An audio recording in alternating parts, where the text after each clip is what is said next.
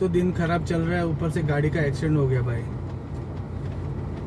Matunga bridge पे आपने जैसे देखा कि मेरे गाड़ी का एक्सीडेंट हुआ था, बम्पर पूरा निकल गया था, बहुत खर्चा है उस पर खर्च।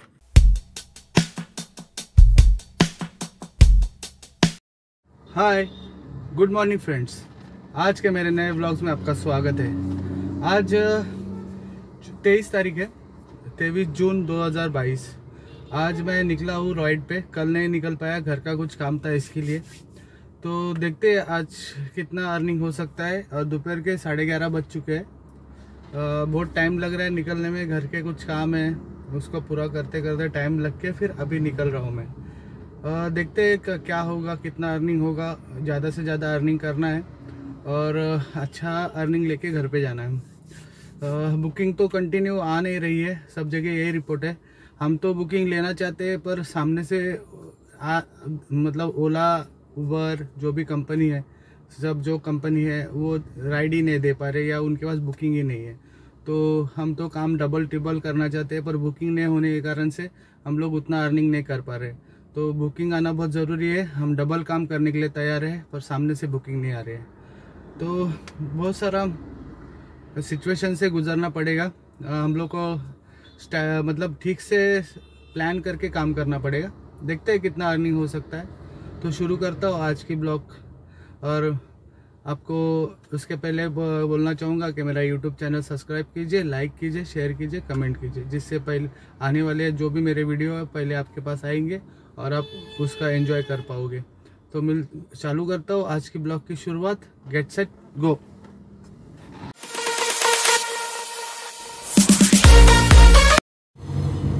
एक घंटा वेट करने के बाद अभी बुकिंग लगी है, वो भी मिनी की लगी है। अभी पैसेंजर को पिकअप करने जा रहा हूँ, नज़दीक है यहाँ पे। तो ये मिनी बुकिंग है, CBD बेलापुर ड्रॉप दिख रहा है। जो भी है बुकिंग आएगा वो उठाते जाएंगे और अपना काम करते जाएंगे। तो अभी पैसेंजर के पिकअप पॉइंट पे पहुँच रहा हूँ। मिलता हूँ आपको पिकअप लेके पैसेंजर को।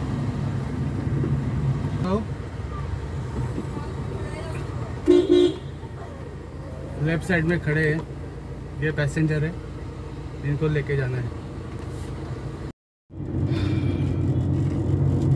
अभी जस्ट मैंने पैसेंजर को ड्रॉप कर दिया बेलापुर में, सेक्टर 15 में। और इसका जो बिल बना था वो बिल बना 273 रुपीज़ बिल बना है। और मुझे कितना मिला ये मैंने देखा नहीं है। क्योंकि तुरंत ही मुझे सेकंड बुकिंग आ चुकी थी।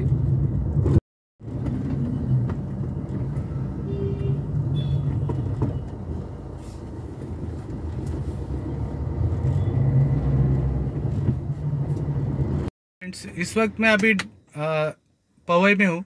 पैसेंजर को ड्रॉप किया भांडुप में, भांडुप डीमार्ट स्टोर के यहाँ पे। फिर वहाँ से मुझे ऐसी जगह ढूंढनी थी जहाँ पे खाना खा सकूँ। तो मैं पवई में आ चुका हूँ अभी। तो पवई में पहुँच चुका हूँ, यहाँ पे अभी खाना खा लेता हूँ थोड़ी देर में। उससे पहले मैं सोचा कि आपसे बात कर लेता हूँ। जैसे लास्ट अपडेट मैंने दिया था तब मैं बेलापुर में पैसेंजर को ड्रॉप किया था। वो पैसेंजर को पनवल से मैंने पिकअप किया था और डीमार्ट स्टोर के यहाँ पे मैंने ड्रॉप किया। तो सेकंड जो बुकिंग लगी वो भी डीमार्ट स्टोर के यहाँ पे ड्रॉप किया। भांडुप में डीमार्ट स्टोर है, वहाँ पे ड्रॉप किया। दोनों भी डीमार्ट स्टोर कैसे मालूम नहीं, दोनों भी ऐसे बुकिंग लगी। कोइंसिडेंट कहा जाता है इसको। दोनों भी डीमार्ट स्टोर के पिकअप थी, पिकअप और ड्रॉप। तो इसका अभी जो अर्निंग दिया गया है मुझे, वो बिल जो बनाया 484 रुपीज़ का बनाया और मुझे 368 का दिया है, विद टोल दिया गया है 30 किलोमीटर के लिए।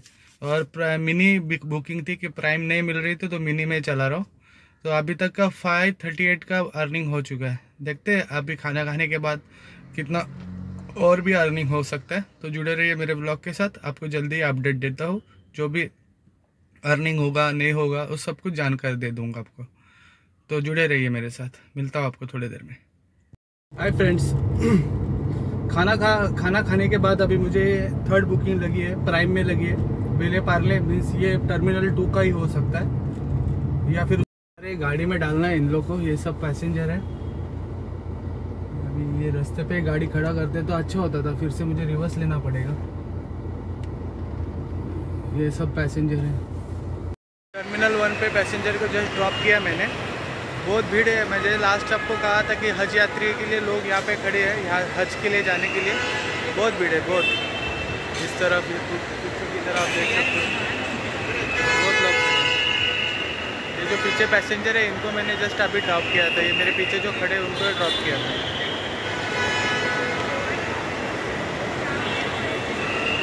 इससे सब लोग यही लोग उतर रहे, हज यात्री उतर रहे यहाँ से हज के लिए जाने के लिए। पैसेंजर को ड्रॉप करने के बाद अभी नेक्स्ट बुकिंग की वेट कर रहा हूँ, पर बुकिंग नहीं लग रही है।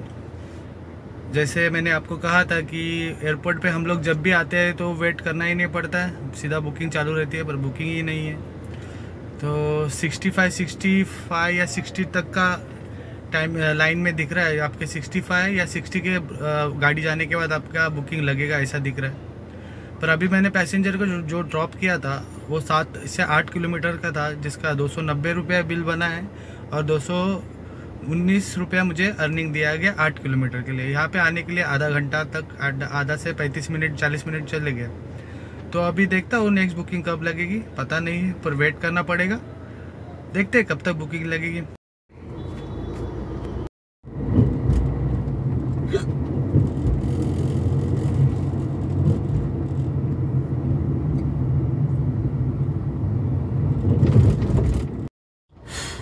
हाय फ्रेंड्स, इस वक्त मैं अभी अंधेरी बिस्लरी कंपनी के यहाँ पे से पैसेंजर को पिकअप करने जा रहा हूँ। माटुंगा का बुकिंग दिख रहा है।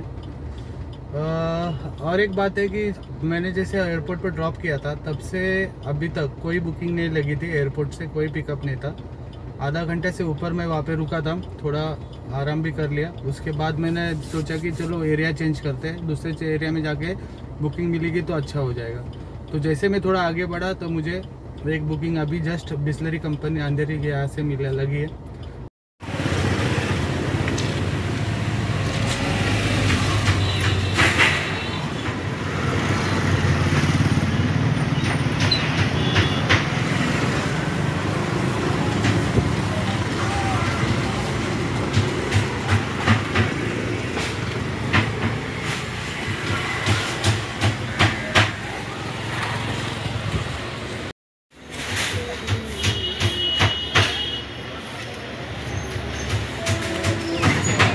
तो दिन खराब चल रहा है, ऊपर से गाड़ी का एक्सीडेंट हो गया भाई।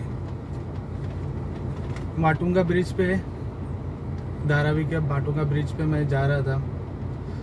पीछे एक पुलिस की गाड़ी टर्न मार रही थी, मैं खड़ा था वहाँ पे। पीछे से आके एक होंडा सिटी ने मेरी गाड़ी को ठोक दिया। पहले दिन खराब है, उसमें से अब ये भी खराब।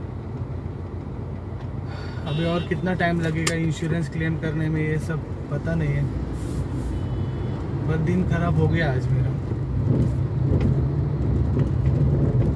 एक तो धंधा नहीं हो रहा है, ऊपर से ये सब काम। मैंने वीडियो क्लिप डाला है, वो आप देख लेना। अभी मैं कुर्ला की तरफ जा रहा हूँ, वहाँ पे देखता हूँ अगर सस्ते में कुछ काम हो गया तो कर लूँगा,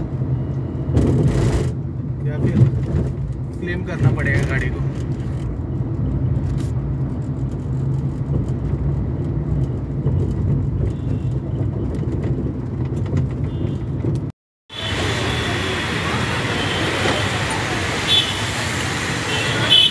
ऐसा कुछ कंडीशन हो गया।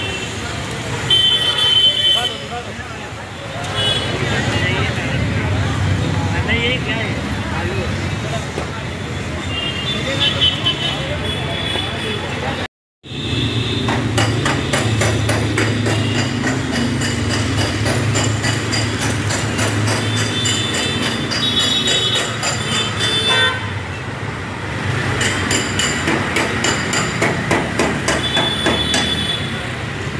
आपने जैसे देखा कि मेरे गाड़ी का एक्सीडेंट हुआ था, बम्पर पूरा निकल गया था, बहुत खर्चा है उस पर। खर्च मुझे लगा बहुत खर्चा आ जाएगा, खर्चा भी आया है।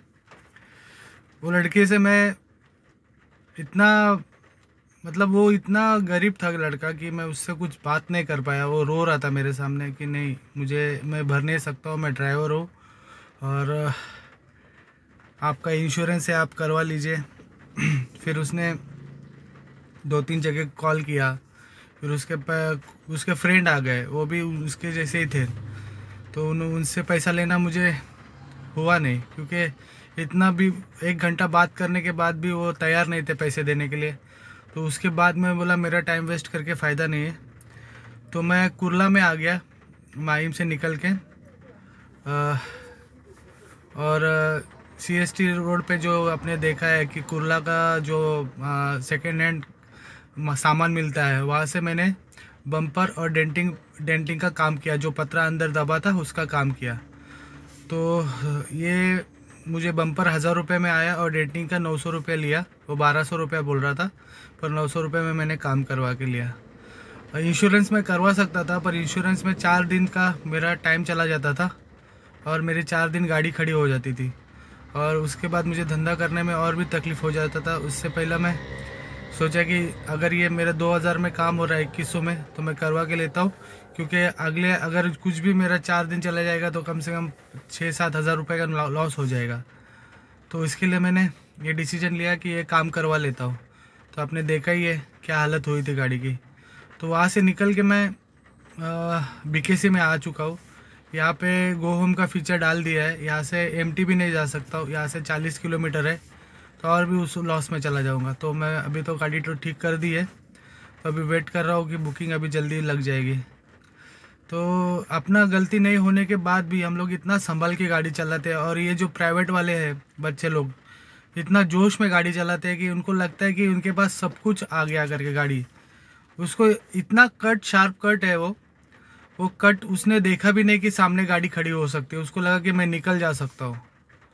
तो वो उतना फास्ट में गाड़ी उसने निकाली, और मैंने उसके ब्रेक की आवाज़ भी सुनी थी पीछे से, इतना ज़ोर से उसने ब्रेक दबाया तो गई। मतलब मैं कांच में देखा, मैंने साइड ग्लास में देखा कि लेफ़्ट साइड से ठुक रहा है करके, अभी उसका कोई मेरे गाड़ी का कुछ नहीं है करके। जैसे मैंने सोचा और वैसे वो ठुक गया।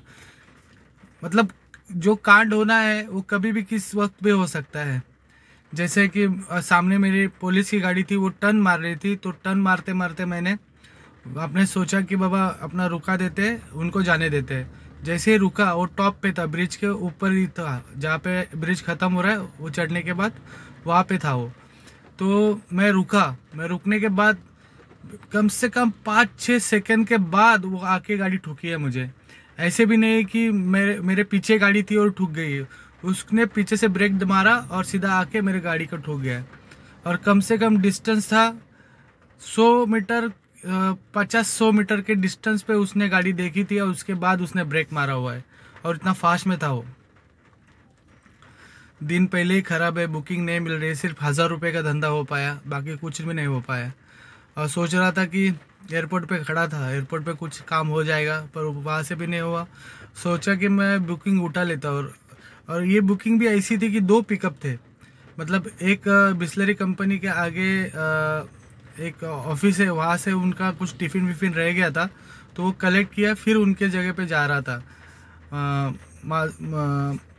माहिम के आसपास की तरफ, और उधर जाके ये कांड हो गया।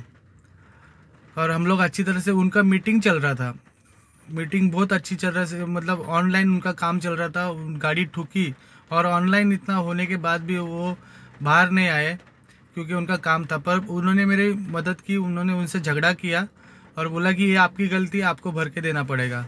पर उनको टाइम हो रहा था, तो उन्होंने कहा कि मैं जा रहा हूँ, आप जब भी कुछ प्रॉब्लम रहेगा मुझे फ़ोन करो करके।